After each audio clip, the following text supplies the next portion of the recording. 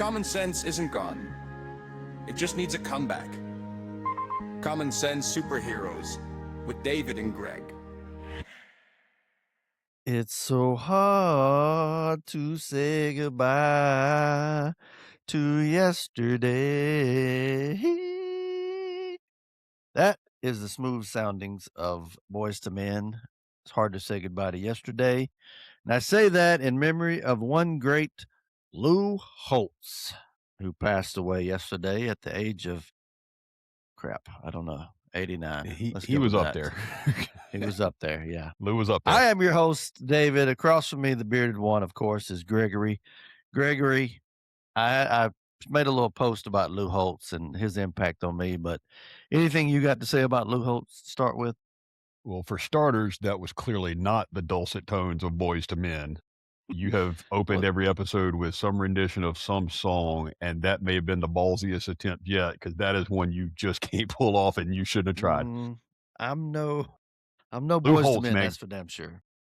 You know, Lou Holtz, I think, is one of those guys that, and especially as he became more known as an ESPN personality towards the end of his career.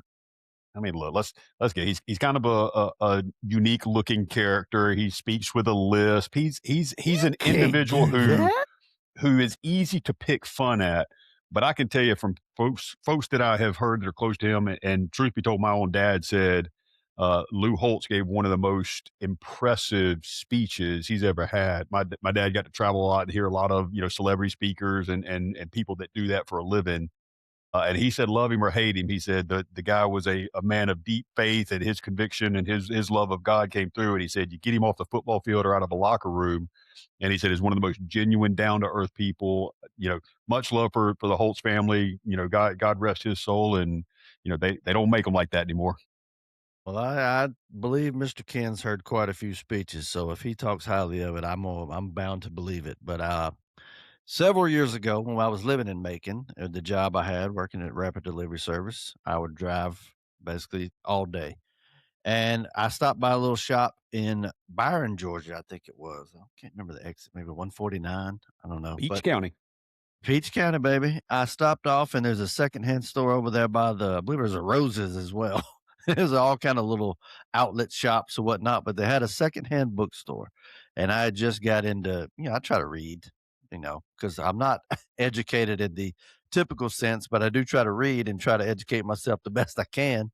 Might be a little too late by that point, but I picked up a book. It was in the bargain bin, so to speak, and it was under $5, I believe. And I got it mainly because it was a sports book, but I still have said book today, Winning Every Day by Lou Holtz.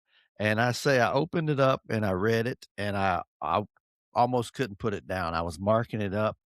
Basically started my love for motivational books and things of that nature, as far as like coaching books. I think I just recently finished one about Nick Saban, about the process, which is spectacular. There's a couple Coach K's that I got.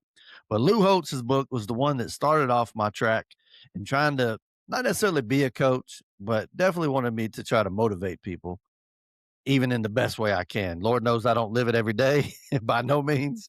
But when I do go out, I do think of, trying to shape more than just players, learning how to play baseball or basketball. I try to shape them into men, and Lou Holtz is part of the process that started that for me. Yeah, and it's cliche, and I know, especially these days, sports, even at the high school and college levels, become such big business, and you do get the sense sometimes that some of the more important priorities in life are not being focused on as they should. Because I'm with you, man. Growing up playing sports, that like there's on top of the athleticism, on top of the competition and the things that breeds, there's just so many life lessons you learn by being a part of a team, by being in competitive environments, by struggling, by failing, by winning, by losing, and to not use those examples as a way to teach young men and young women to embrace things and use them as a way to grow through life and mature and turn out a better person. We need more people like Lou Holtz who see it that way, and it's not just about W's and L's. And I know it's you think about some of the cats we've had back in the day of the Lou Holtz generation, Bobby Bowden, and some of these guys, and man, you look at the folks leading the country these days and go, man, I'd rather have a college football coach in charge of the world than some of the folks we've had leading, because those guys at least know what it's like to be a real leader. Lou Holtz was a leader above all else. He was, and I got a few stats here of Mr. Can I interest you in from coaching Notre Dame from 1986 to 1996 with a record of 130-2? I mean, that's pretty dang good. 1988 national champs, went 12-0. Overall record for his coaching career is 249, 132 and 7. There's too many damn ties. Can we do away with ties? But that was mostly at South Carolina. That's what I remember him a lot from. I remember obviously from Notre Dame because when you think coach and you think Notre Dame, he's the first, without question, the first one For I our think generation, of. yes. For our generation, we're not going back to the Newt Rockne days and things like that. But I think Lou Holtz immediately. He was 17-9 against top 10 opponents and pretty decent record. You're talking about top 10. In 1988 to 93, Notre Dame was 9-1 against top 10 opponents. And he won a lot of games against number one ranked teams, which was not many because they mostly were ranked number one. But one that really stood out has been a 30 for 30 podcast on it, which I recommend watching. Catholics versus the Convicts. Great game. Great. Just look at the Hall of Famers up and down the roster in that one and the things that went into it. And what a guy just kind of threw it out there and ended up making shirts and damn near paid for his damn school based off that one T-shirt sale, which I would love to have today is that Catholics and Convicts shirt. Yeah, I remember those days, back then whenever, Notre Dame would play Florida State or it'd be Notre Dame. I mean, it was just and for some reason I feel like we miss those types of legendary matchups these days. Like you don't feel like you get those instant classics very much. But that's probably more of just, us aging and turning gray and the nostalgia makes everything from the past seem better. Of course it does. And I'm thankful for the playoff system because it was kind of one of those like, well, we think these are the top two teams, therefore they're in the game. It's like, what? That's so silly to think back that's how we looked at it back then. But it did I make remember, for and some this fun may have been games. this may have been one of the early, forays into me going, hey, maybe this just a common sense approach to the world we should all take. But I remember the 1990 Colorado Georgia Tech split national championship, and as much as I hate to admit it, I was a Georgia Tech fan, and even then, in like 1990, I was 12 years old, and I'm going, what the hell is a co-national championship? Put them on the It field. was Let's play so one more dumb. game and find out who wins. Like it's not hard. So dumb. I can't stand split national championships. And who was it? South Florida that tried to claim they were the co-national champs or UCF? It was UCF, yeah. Yes, UCF, yeah. But Lou Holtz known for like great coach, molding men, but also he's got a lot of quotes, and I got a few of them here that I'll just run over. Don't tell your problems to people. 80% don't care, and the other 20% are glad you have them. Which Facts. he ain't wrong. He is not wrong. Although I think when he said that quote, that may have been accurate. I think the numbers are flip flop now. I think 80% are glad you got the problems, and 20% don't care. You may be. Misery That's loves right. company. 100%. He loves percentages, apparently.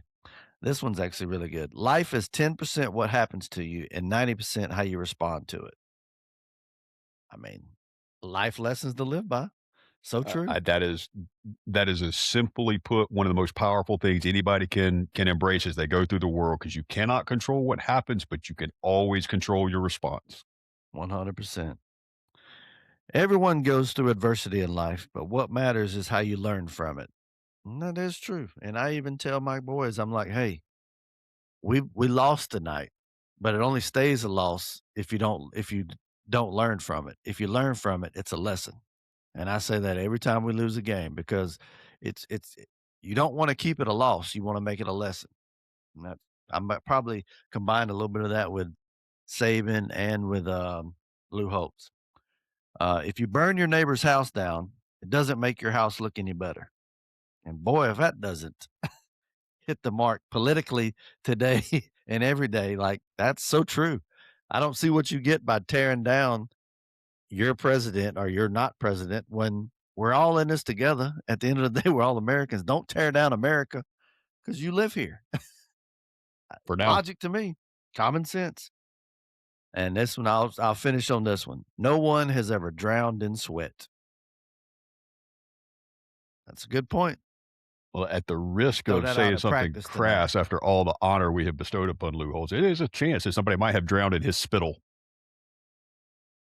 How dare you, Greg? You know what? How dare you? On the day after he passed, Greg. I mean, did they have to clean the desk a little bit off when he's on game day? Probably, yeah.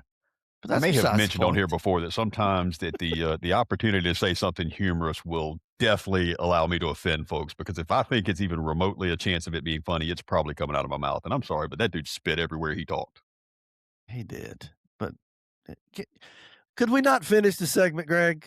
I mean, my God, the man just passed. He's motivated so many people, helped a lot of young men turn into grown men. I said good things about him, David. Well, we can't have good things, people. That's no wonder Reginald on TikTok don't like you. I get it. Jeff, welcome to the Jeffro and Bubba show. The Bubba and Nobody Jeffro. on TikTok likes me. He is hated. TikTok's most hated man. Greg, you go over and watch some of the comments. Not one good comment. I had to write something good just to make him feel good about himself. Turns out he likes the bad. But if you like the bad, I got a new segment starting up that I wanted to do, and Greg came on board with it. A lot of craziness has happened. A lot of let's just say dumbasses have been happening over the past week or so. So we're going to have a dumbass of the week segment.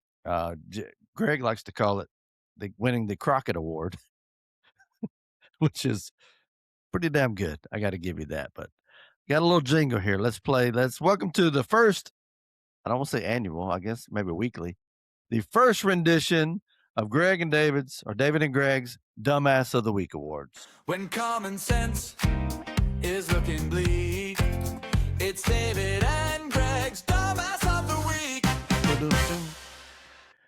First up, I got to go. There's several we can go with. We got 3 today, and some are serious, some are not so serious, but this one hurt me a little bit, just how dumb you can actually be.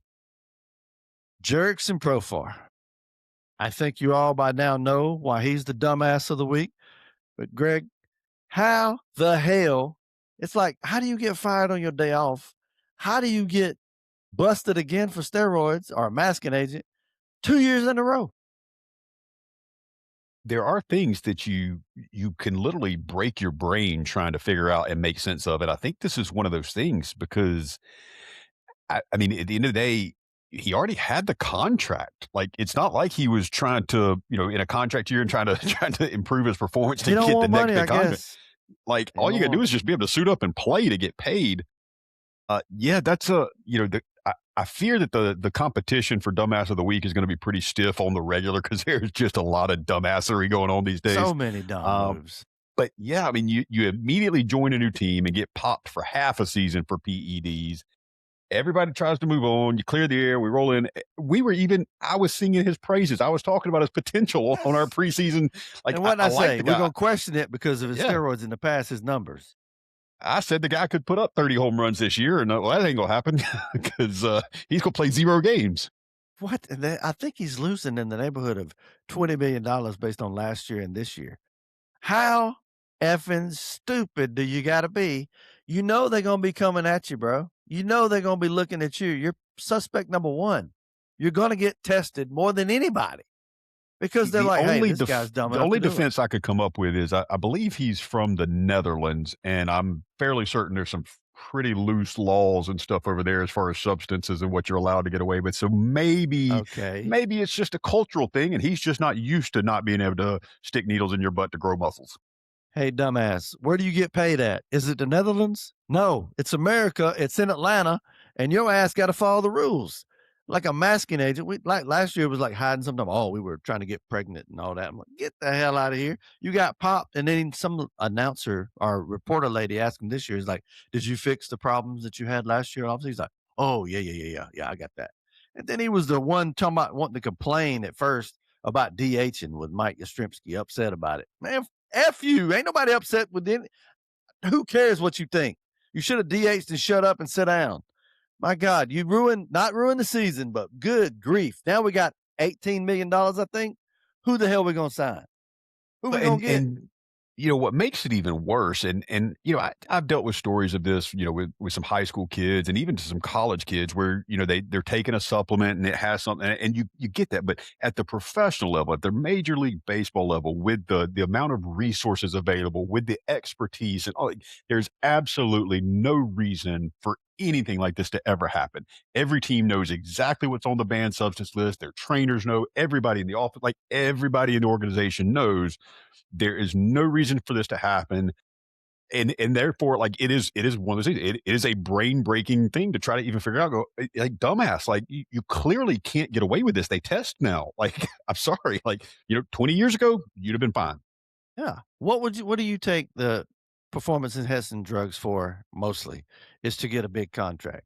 Like you said, you got paid, bro. All you got to do is say, it didn't make a damn if you hit 182 and played in the minors. You getting your millions of dollars is guaranteed. All you got to do is be able to show up. And according to your philosophy, they were going to pay him full price to only do half the job. Yes. Good gosh almighty. It's just, I believe he still is technically under contract via, maybe he can come back next year and they owed some money, but we got to find a way to cut his ass. I would nullify that contract the quickest I can. Alex Anthopoulos needs to jump on this somehow and free us up some money. I don't know if we can get anybody. I don't know who's left free agent wise. I know they talked about possibly figuring out a trade to get Andrew McCutchen, which I love Andrew McCutchen, but I really loved him 6 years ago. Can we connect the dots on two of the things we talked about? Because we did mention that the Braves could use another starting pitcher, and we did mention that Trevor Bauer is still sitting out there for some reason, unable to get back in the league. And I think Trevor Bauer could work in the A. Why the hell not? You getting some dumbass who keeps getting popped for steroids. We had Marcelo Zuna, who was on tape beating the shit out of his wife. Why are we going to act like we hire the high authority now? Get Trevor Bauer, who was found innocent, who's just sitting out there. Is he a dick? Yeah. Is he weird? Yeah. Can he strike people out? Yeah. That's all I give a shit about. Okay. I'm not looking for moral authority. He's not doing it personally to anybody else. It was agreed upon, that weird stuff that he was into. I ain't into it. I ain't into the kinky stuff, but he is, and the girl was too, clearly on via text. It ain't like we trying to sign Diddy. I mean, hell, if the Hawks can have a Magic City night, why can't we have Trevor Bauer pitching for us? Hell, bring him in bullpen. I'll take a bullpen guy. We got two at the end. We got him, Iglesias, and Suarez. You wouldn't like to have a Bauer up there in the middle relief somewhere? And possibly a six starter because somebody's getting hurt. Strider ain't going to make it. We all know that shit. I don't understand it. There's something deep somewhere that I don't know about, but you need to tell me. Everybody's too scared of what women going to come and protest. Fuck it. They're going to protest anyways. They didn't protest Marcel. Why not? I don't know, but he is high on the dumbass of the list week. That's for damn sure.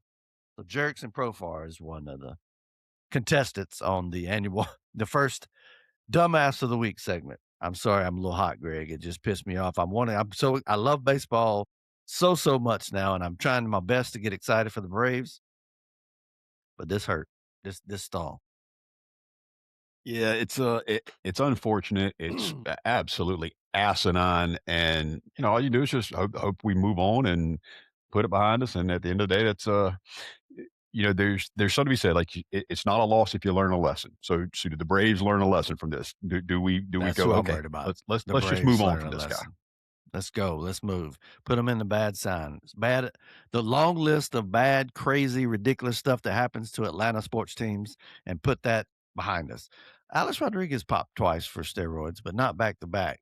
But still dumb. You were one of the most high-profile athletes and the high-profile guys on the list of possible steroids, and you did it again. He got popped twice too. I'd like to take this opportunity to reaffirm to all of you that Barry Lamar Bonds never once failed a steroid test. Okay, well,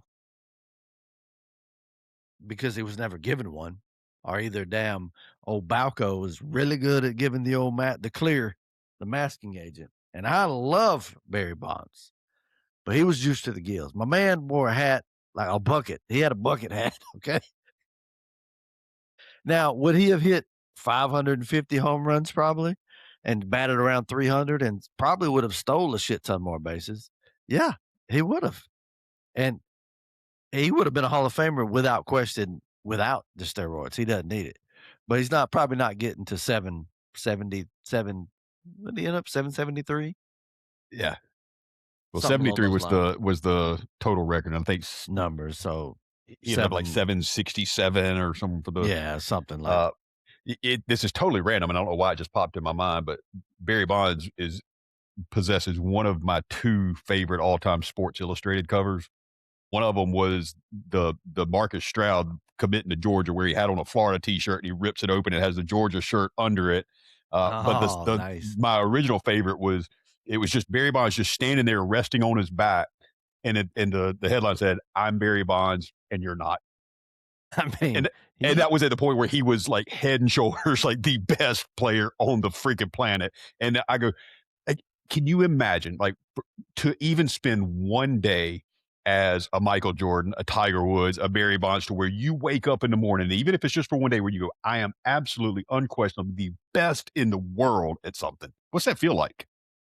it's kind of sad that he doesn't get up there with the GOATs as far as, your Jordans, Tigers, things of that nature, because he is. I mean, based on the amount of times that he was intentionally walked, if they intentionally walking you with the bases effing loaded several times, you're a bad man. I mean, he would get one pitch a night. And hit it 450 feet. Sometimes one pitch every 2 nights, and would still bust it. I mean, if they started walking Shohei like crazy, he's not going to have the numbers that Bonds has, and that will come to that if he keeps getting good. But Bonds him and Tony Gwynn has some stats. You're like, what? Wait a minute, what? Like, what did I just see? What? I hate it if I've already shared this story on here, and I apologize for regurgitating it, but I'm just not that original, and I just don't have that much depth. But one of my least favorite Major League Baseball players of all times is old Larry Chipper Jones. But I vividly remember a Chipper story he said they were playing a 3-game series against the Giants, and he said, we threw 4 pitches across the plate the entire 3-game series, and he was 2 for 2 with 2 home runs, 5 RBIs, and like 6 walks. And you go, what do you do? You couldn't pitch to him. It was unreal. And that's what makes even Tony Gwynn's stats. I believe he even he hit well against your Maddoxes and things like that.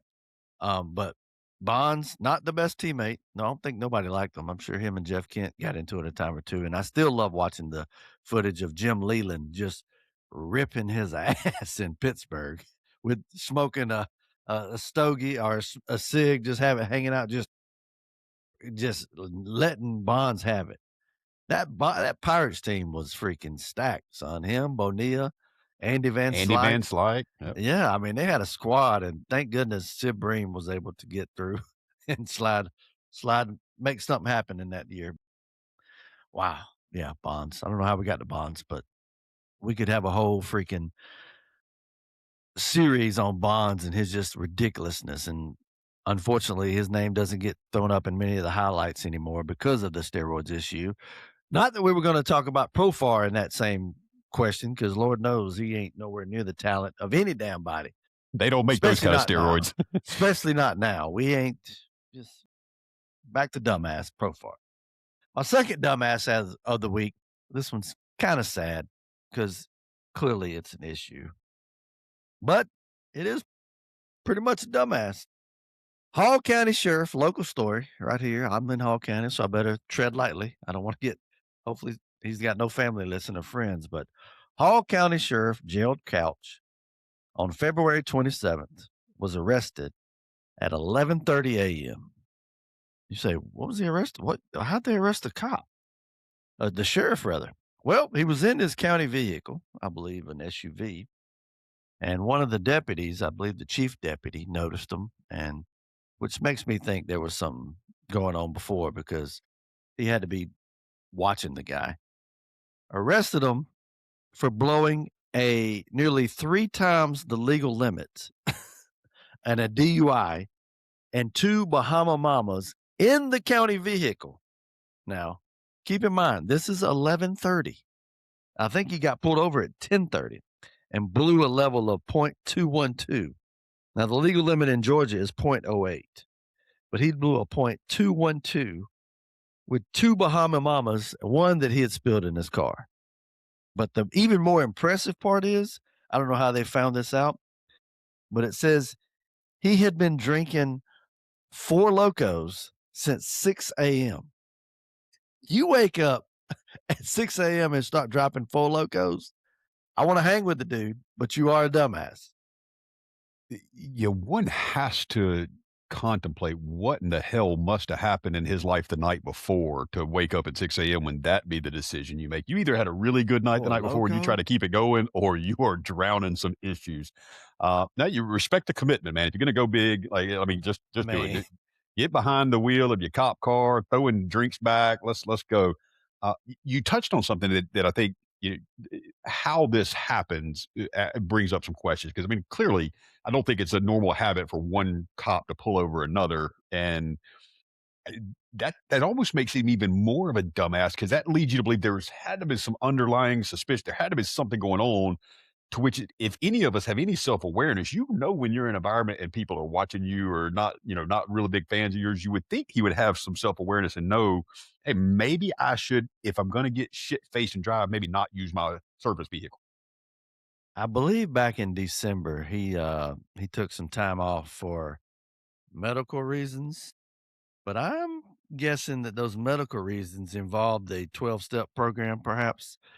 And I'm also guessing either they knew that and were having to keep an eye on him, or the guy that pulled him over had got wrote up or some kind of disciplinary action previous, and is like, okay, mother effer, I got you. You want to write me up?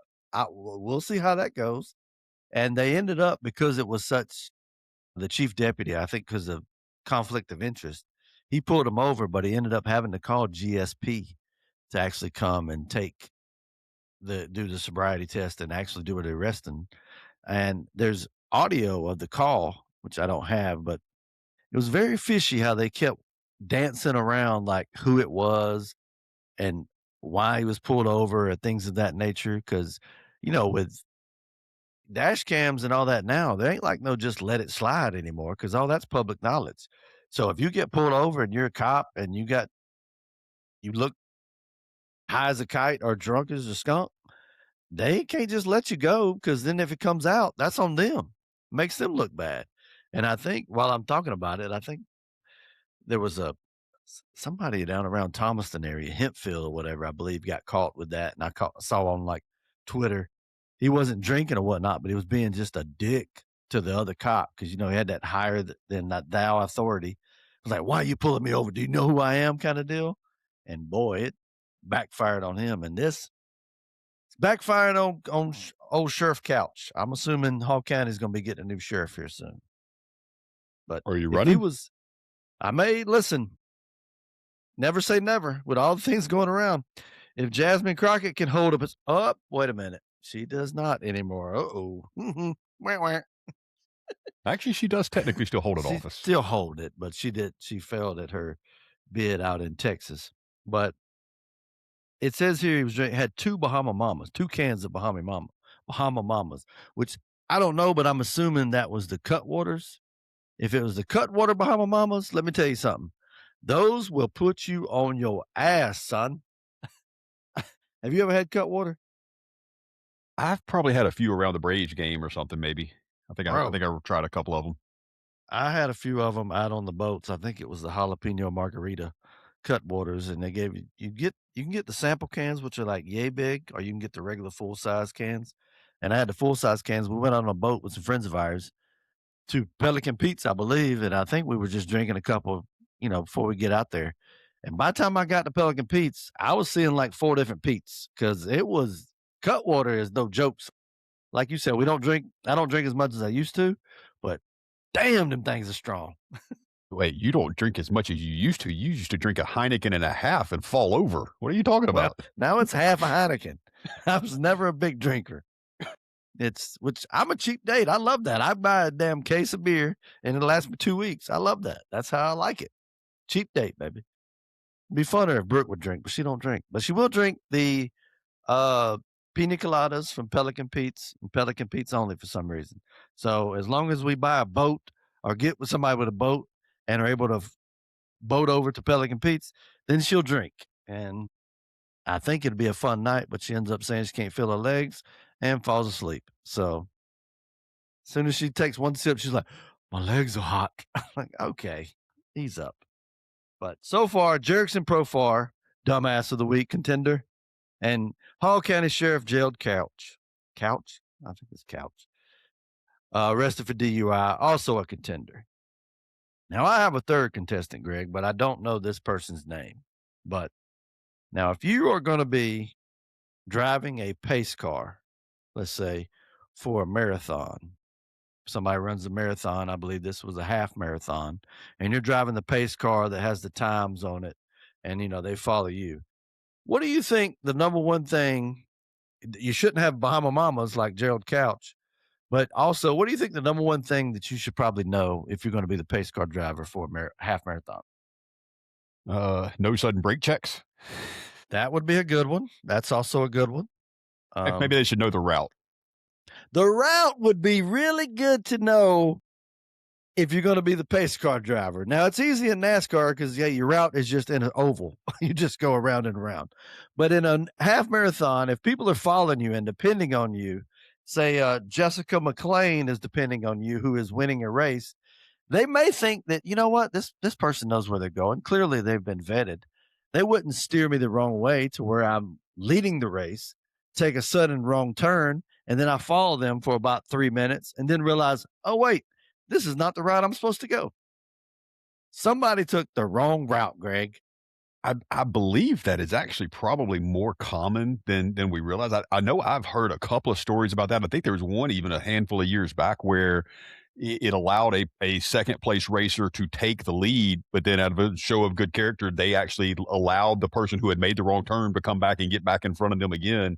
So apparently this is an issue. And I mean, you would think that the course route had been pretty well laid out in advance. You'd think you'd had some time to go over it a couple of times and make sure you know where you're going and what you're doing. And man, my first thought is, how pissed off would I be if I managed to make it about 24 and a half miles and then you made me make a wrong turn? Well, that's very nice of the person that you're referring to that actually let the person who took the wrong turn come back and end up taking the lead. 9 other people, or should I say 8 other people, did not feel so gracious because they's like, sorry, Jessica, dip on in the back. You ain't passing me. And I don't blame them somewhat because it's $20,000 on the line and they trip to the full marathon, I think, in New York City. But Jessica McLean, leading the race by a good margin, ended up getting thrown off track by some dumbass pace car driver and losing $20,000, and also 8 spots. Dumbass of the week contestants this week are there's some good ones. And like you said, we could have several. But if you're going to drive the damn pace car, know the route. That seems like that would be the least of the requirements. Just saying. It seems logical. Should know. Do we not have GPS? Do we track your route beforehand? And I get it. You're like, well, she should know it too. Okay, well, she's just trying to keep pace with the car. She's running. She's tired. She probably done pooped herself or peed herself, which they do all the time. And then you want to stop. If you're not going to stop to pee, you're not going to stop to look at the route. You're just going to follow wherever the damn car is going. So I don't blame Jessica. I blame whoever was driving that damn car, which I tried to look up and find out, but I couldn't see it. It's probably my buddy Wes McCard trying to make some extra cash. Wes was always a bit of a hustler. I'm not going to make the easy joke, but it probably was a woman. Probably was a woman. Yeah. Swearing she was right. She was like, this is the way you should have went. That's what my wife would do. She's like, you should have turned here anyways. When she tells me the wrong turn, she tells me that that's a better way to go anyway. So our 3 contestants this week for the first of the dumbasses of the week are Jerkson Profar for failing another PED test and being suspended for 162 games after being suspended for 80 games last year, where he couldn't play in the playoffs, which we didn't make, losing, I believe, $5 million last year and up to $15 million this year, leaving the Braves with some money with no damn where to spend it. And Hall County Sheriff jailed Couch for loving him some Four Locos. My man woke up at 6:30 talking about, you know what? Four Loco time. But that's an aggressive decision. It is. I mean, and all honesty, it is sad because clearly there's something going on. But sorry, Gerald, you're going to have to retire, bro. You can't get back in the police or the sheriffs. It's time to let it go. Maybe keep your pension based on what you've done the years, but nah, bro, I don't need you back. And then whoever the hell was driving the half marathon pace car and going the wrong way. That's I mean, we you got want to to. at least throw out the honorable mention candidate since we named the award after her. I was going to let Greg get to the honorable mention of and the annual the award of Crockett Award. Greg, you want to go ahead and tell us a little bit about who you're talking about? The honorable. Well, I'm a little bit heartbroken, David, because I have somewhat to a degree of the last year or so fallen absolutely in love with one of the left's biggest superstars. Miss Jasmine Crockett is an absolute Yes, peach, and God bless. Anytime she gets on camera and opens her mouth, it is just gold, gold for us. gold. And the latest, she apparently was going to try to upgrade and run for Senate down in Texas, and it seemed like a questionable idea at the start, but she didn't do well. She didn't fare well in the Democratic primary. She got beat by another Democrat. She got beat by a white male, which I guess James Democrats are Tallarico. racist. Yeah, Democrats must be racist now and sexist and all that stuff that we are. I know. But instead of playing the sex of the race card, she blamed the Republicans for cheating in the Democratic primary. And that's almost to the Jerickson profile level of brain breaking materials. I go, "Well, I don't even know how to process or dialogue about that because we didn't participate in any way, shape, or form in this primary." Well, James Tallarico, I believe, is the guy that ended up winning, and he was the one that And Colbert, truth be told, he's worse than her. the Colbert Show are the ones that wanted him on the air, and they came out and said, "Well, that's if you want that, that's fine, but we have to have the equal time rights based on the law that you got to have his running opponent on, which is Jasmine Crockett on as well." And they caused a big shitstorm saying like, "That's not fair. This is Trump trying to hold them back." I'm like, I'm not in any kind of media of that sorts, and I know that's a rule. I know that's the facts. And they didn't say you had to do it right now. You could have done it another time or promised it at a later date, but they just chose not to do it at all, make a huge scene out of it, and put them on YouTube, do a YouTube show, and of course, blame the Trump organization for that. So your own party, Jasmine, went out of their way to not give you any national publicity to go on the Colbert Show. I think they would have put you on the Colbert Show if they wanted you. Your party is the one that's against you because they heard some of the shit you've said over the past year, and it's not a good look, and it doesn't make much sense. I know you're trying to be the new Maxine Waters with some of the stupid shit she says, but that's not what's working now. And why are you looking at the Republican Party or Trump for your faults or your own party's faults? I don't know, but you're coming off like a bit of a dumbass when you do that. Well, and I think to me, one of my greatest pet peeves in the world is just an overall lack of self awareness. And to the degree to which Jasmine Crockett is apparently not self-aware is again, that's just hard to comprehend. Like, we all have our own excuses, and we all can kinda lean towards some things that make us feel a little bit better about our shortcomings or our failures. But at some point, you gotta look at the facts and the truth and go, "This was your own party that sabotaged you because they know." Trust me, we wanted you on the ballot. We want you on as high a ballot as I hope she Yes. runs for effing president, and I Yes. hope she wins Agreed. the Democratic primary I for hope president. Kamala runs for president again. I hope AOC's up there. Put 3 of them on the ticket. I don't care. Put AOC, Yes. Kamala, and Jasmine on the Please ticket. We'll do. run against all 3 of them. I But would no, love we it. we wanted her in this because, by God, she made Republicans look good. I loved it when her and Marjorie Taylor Greene were going back and forth with each other about fake eyelashes. She called her a bleach blonde, butch body, bimbo or something. I don't. Good stuff, man. Yes, but that whole interaction goes back to what I've made a point of. That is why we are in such a terrible shape as a country, is because the folks in charge are not serious people. They are theater actors, and that exchange right there was a perfect example. They're not trying to accomplish anything for the American people. They're just trying to get famous and get online. I mean, none of them are serious people. Those congressional testimonies and things and all that is literally political fodder. It's just for show. Nothing comes from it. They all want to. I yield my time. I get my time back. This is all fake. They're trying to just prop themselves up. But I will say I do catch myself watching a lot, especially with Christy Nome on there or Pam Bondi. Christy Nome, man, she is a smoke show. She's hot. And I'm becoming a Nancy Mace fan. I like her. I listen, I love a pretty woman. But you want to talk about hating women. Nobody hates women like women. And I'll say that both sides. Yeah, they're ruthless, man, and that I it's mean, just been ooh. getting worse and worse, and I mean, I openly admit I'm terrified of my wife. Listen, Megyn Kelly will hate on some women a lot of times, and people will hate on Megyn Kelly who are women. And boy, Megyn Kelly's getting ripped through the coals now just for her takes on the war. Talking about, I just really feel like we shouldn't be in this war. We should be, only worried about America and all that, which I somewhat agree with, but hell, I'm scared too because they are coming for Megyn Kelly because of that. They putting her in the Tucker Carlson plant Well, side of I things. I think and obviously, like I said, we touched on it. There's only a handful of people that really have the information needed to know what's going on and know whether we're in a good position, what all the facts are. But I guess, for me to try to reconcile it and make sense of it, I just, if you take a step back and you take that, what we always preach, take the common sense view from 30,000 feet and look at the big picture. Like, I mean, I think it's pretty clear that we are in the midst of some sort of cultural global change, like between, the technology updates with AI and drones and automatic driving cars. Like, I think we all have to realize the world is just going to be a different place in a few years. And knowing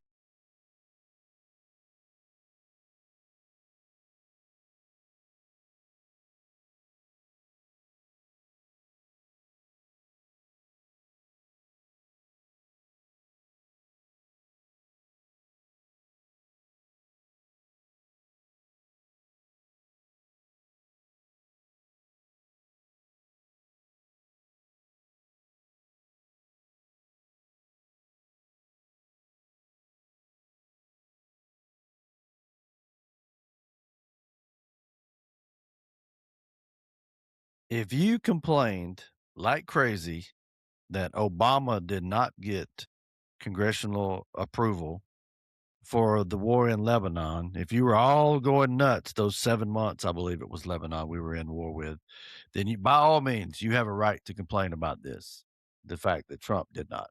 If you did not complain about that, then you ain't got 2 damn bits of sense to try to complain today because nobody gets confirmation to go to war. Because guess what? We ain't gonna sit there and tell you, "Hey, we're gonna be coming on this day. We're gonna do this. We're gonna do that." You gotta have an element of surprise. Like, if the whole WMDs, yeah, if we told them that we're coming to come test it, of course they're gonna hide them.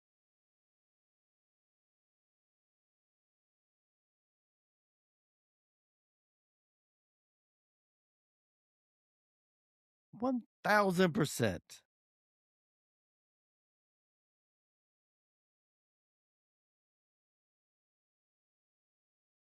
We have leaks in their own administration, the people that like them. You think we're gonna have leaks for people that don't like them? Hell, we can't all be Geraldo and write down.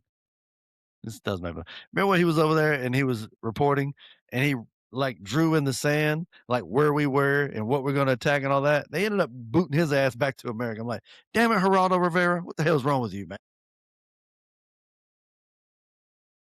And this I hate to keep going on different tangents about everything, but, Geraldo was the one who released the first Zapruder film.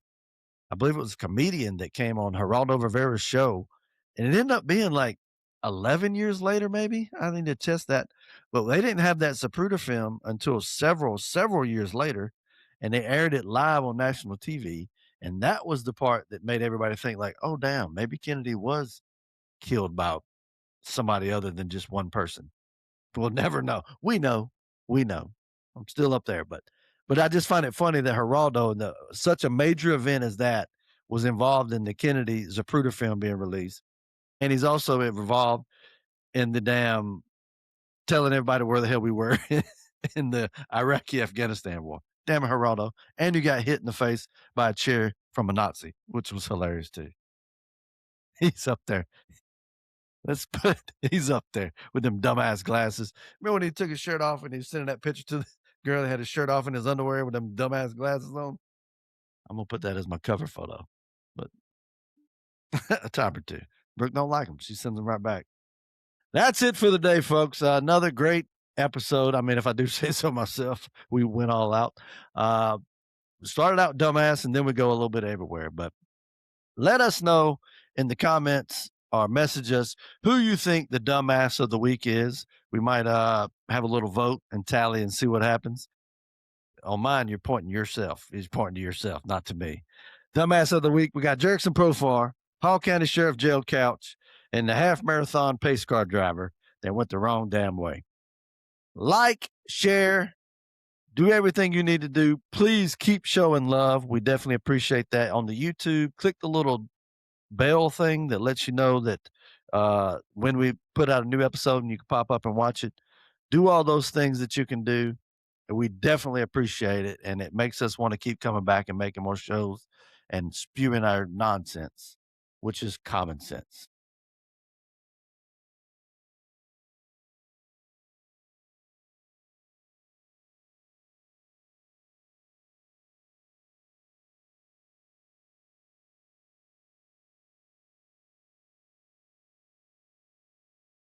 Go hate comment on Greg's TikTok. Go hate comment on Greg's TikTok. I love it. I love all of it.